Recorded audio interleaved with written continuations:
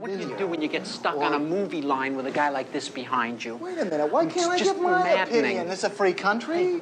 He can give you. You have to give it so loud. I mean, aren't you ashamed to pontificate like that? And the funny part of it is, Marshall McLuhan, you don't know anything about Marshall McLuhan's work. Really? I happen to teach a class at Columbia called TV, Media, and Culture. So I think that my insights into Mr. McLuhan, well, have a great deal of validity. Oh, do you? Yeah. Well, that's funny because I happen to have Mr. McLuhan right here. So here, just let me come over here a second. Oh, Tell him. I heard what you were saying. You know nothing of my work. You mean my whole fallacy is wrong. How you ever got to teach a course in anything is totally amazing. Boy, if life were only like this. We saw the Fellini film last Tuesday. It is not one of his best. It lacks a cohesive structure. You get the feeling that he's not absolutely sure what it is he wants to say. Of course, I've always felt he was essentially a technical filmmaker. Granted, La Strada was a great film.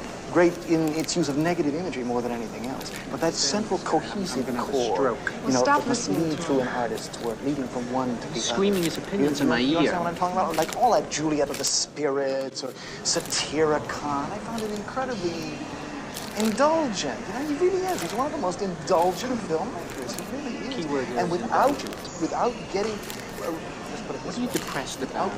I missed my therapy. I overslept. How can you possibly oversleep? The alarm clock. Do you know the hostile gesture that is to me? I know, because of our sexual problem, right? Everybody online at the New Yorker has to know our rate of intercourse. It's like Samuel Beckett. I admire the technique, but it doesn't hit me on a gut level. I'd like to hit this guy on a gut level. Stop it, Albie. He's spitting on my neck. You know, he spits the on most my neck. important thing of all is... And you know something else?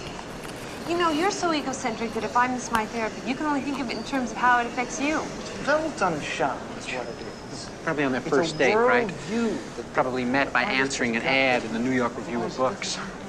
30-ish academic wishes to meet woman who's interested in Mozart, James Joyce, and sodomy. What do you mean our sexual problem? I mean, I'm comparatively normal for a guy raised in Brooklyn. Okay, I'm very sorry. My sexual problem. Okay, my sexual problem, huh?